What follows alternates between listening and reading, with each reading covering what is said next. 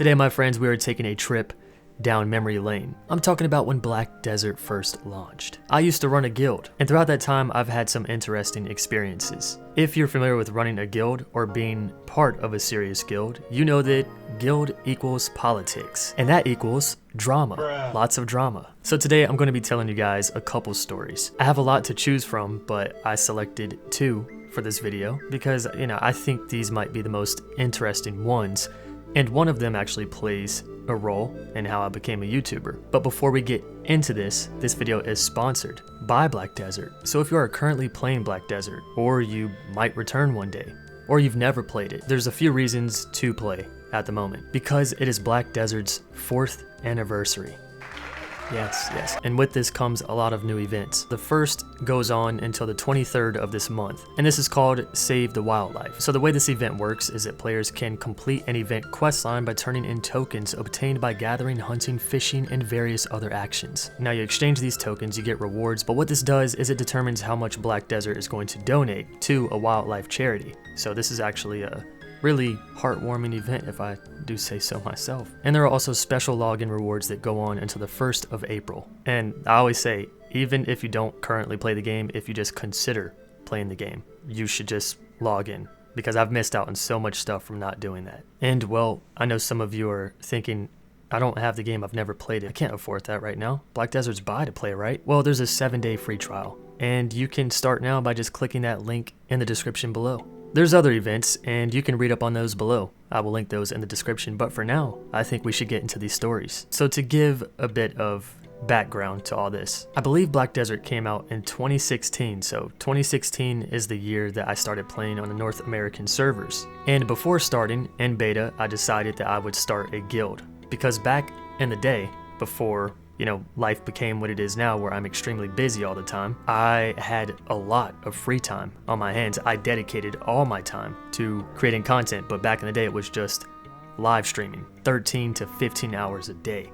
What the fuck was I thinking? And I would dedicate all my time to one game, whatever MMO was most exciting to me at the moment, and that was Black Desert. So for months, I was playing Black Desert, dedicating all my live streaming time to it, even outside of live streaming. And I would make guilds, because whenever joining an MMO, it was one of my goals, because I am competitive. Me now, I'm casual as shit. It's a complete joke.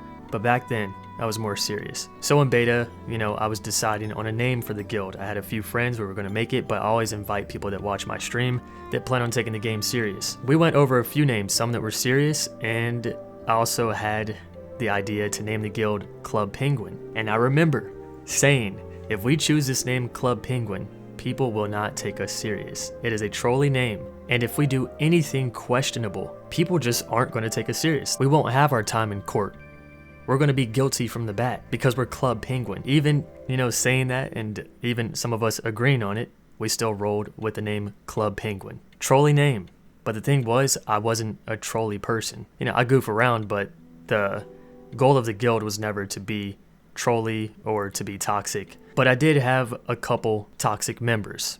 It sometimes got me into trouble. But that part doesn't relate to this story that I'm about to tell. So months into Black Desert, we join an alliance. It's an alliance with 2 other guilds. And also, giving you the background on the guild name doesn't really play a role in this story, but it will with the next story, although you may disagree with me. So we're in alliance with 2 guilds. I don't remember the names, but pretty much with this alliance back in 2016, or the first year of Black Desert, there was really no purpose of having a guild. There were no nodes, no sieges, nothing like that. If you were doing guild versus guild, it was pretty much about E-ping. It was just a war of E-ping. That's what it was, because you gained nothing from warring another guild, really. In fact, I think you would lose resources to keep those guilds running because you had to pay silver to keep it up. But it was fun, It was fun to challenge other people and to do PvP, because at the same time, if you PvP without doing a guild war, you would get negative karma, which would result in just a bunch of bad news. So guild warring is natural. You form an alliance. If anyone attacks them, you're part of the alliance. You're going to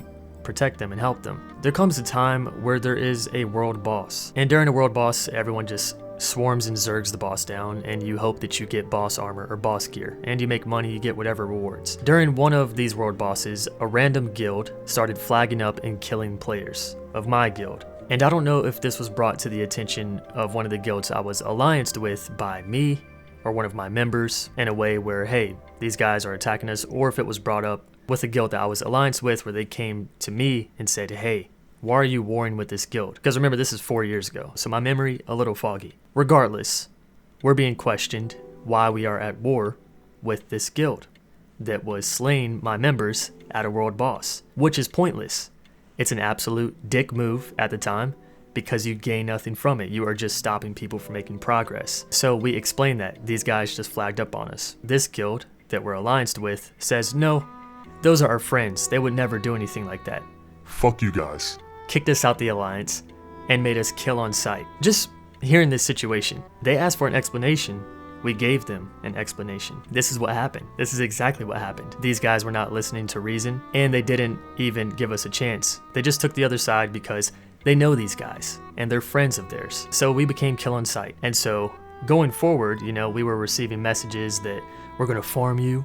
We're gonna make sure that you're never able to play the game. All these threats, all this shit. And I got a couple of shit talkers in my guild. We're not taking that shit. We're gonna defend ourselves. But there are some casuals as well. So over time, we end up in a constant war with the people we were allianced with. And eventually their guild leader, the one that was talking all this shit, is messaging me asking for us to stop the war. Why? Because we were farming them. These assholes threatened us, kicked us out the guild, talked all this shit, but instead they got farmed. Damn, baby. I don't know if I believe in karma, but fuck. I didn't want the war, but they just kind of brought it on themselves. So I had a meeting with the guild leader, and if you're not a gamer, if you don't play MMOs, this shit sounds goofy, okay? I was in a relationship at the time, and I remember the girl I was with just thought this shit was goofy as fuck. Like, what? You can't hang tonight? You have to raid? You gotta do this? Like, but unless you are a gamer, a very dedicated MMORPG player, you don't really know how serious raiding and shit like that is. Like, sometimes you have to cancel plans for it. Sounds stupid, but some people take these games serious, and back then I took this shit very serious. So anyway, he wants to call a truce, and knowing how snaky this asshole is, I made sure to get proof in case he ever tries to lie on us or whatever. I remember recording the meeting, and it was comedy. It was like this dude asking for forgiveness and for us to stop, and me just like, you know, just calling him out on all the bullshit. Cool thing is, the other guild we were allianced with, because remember it was a 3 guild alliance, I think it was ran by a girl, and she had a good head on her shoulders. Instead of just jumping to conclusions and straight up joining this war, killing us, she listened to reason. And I think she believed us, but in the end, I do think the name Club Penguin may have kind of screwed us a bit, but not really with that story.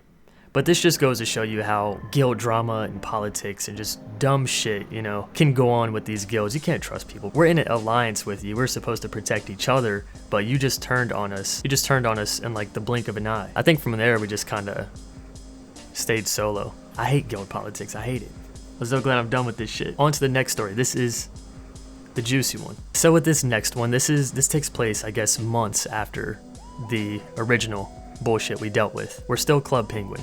We've got new members, we've lost members, but we are one of the more top PvP guilds that's not extremely serious, not one of the #1 guilds on the server, but on the list, because we were PvPers. And I have to say, it was a lot of fun. Back in the day, gear wasn't too crazy. Cryy, Duo, Try, all of that, it wasn't introduced yet. Black Desert was very vanilla at the time. But yes, we fast forward, and there comes a time where one of my members is facing a group of players, and he's outnumbered. And I don't know if there was shit talk or whatever, but he killed this group of players. And he felt like, you guys just tried to like jump me. You outnumbered me and you still lost. So he talked some shit. He said something very offensive, and they weren't happy about that. This boy was always putting me in shit, always. Eventually, he was never allowed to join my guilds again, but you know, outside of gaming, we're cool. But like in gaming, having him in my guild is too risky. But during that, it pissed off this guild.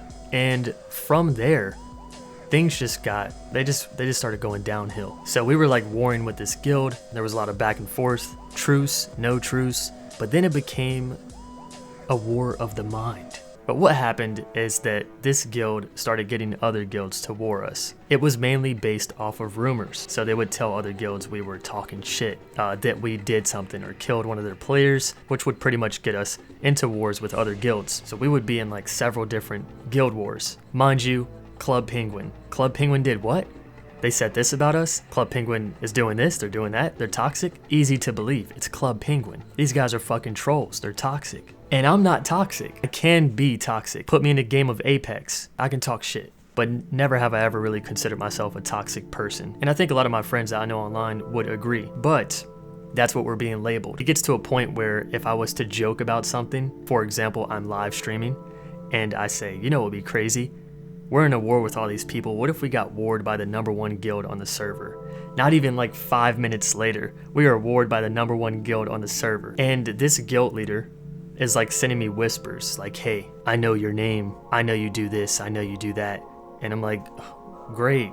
Okay, big brain. Do a fucking Google search and you can find all this information. Look into my YouTube links. It's not special, but that's the type of shit the dude was on. He would try to play as my friend, but then be on some sneaky snake shit while telling other guilds to war us while acting like we were in a truce. I have to give it to him. He did a good job of pretty much making us KOS to the entire server. This evolves to a point where I can't even live stream Black Desert, because if I live stream the game for 6 to 8 hours, I have people stream sniping me. They will follow me to every channel. They will not stop following me. And you know Black Desert has no fast travel, so no matter where I go, I'm kill on sight. It's horrible for my members as well, the people that want to grind, the people that just want to progress in Black Desert. They can't. Everyone's kill on sight by multiple guilds, all because of he say, she say. While I think, you know, maybe 1 or 2 of the wars was actual beef between me and another guild, it was mainly based off of rumors and just that guy getting into people's heads. So the best way to compare this is a boy and a girl in high school. They had a falling out. This boy's angry, so he starts spreading rumors about this girl to the point where it gets around the entire school. So her entire reputation is damaged, it's destroyed. Her friends stop hanging with her. People start calling her names anytime she enters a classroom or lunchroom. It's over. But the thing is, all the shit that he said, it's not true. It's just not true. One of their members even wrote a book on this situation. I think the guy may have been in a role play or possibly like a writer or something, and this dude wrote a fucking book. And I remember like one of the lines about me was like, he's toxic or something like that, like toxic streamer Cryy, some shit. And I remember just like reading it and being like, what the fuck, man? As I'm saying, it gets so bad to the point where I can't really stream. It's not enjoyable. Mind you, this is what I was doing for a living. Not making a good living, but it's what I was doing. Full-time live streaming.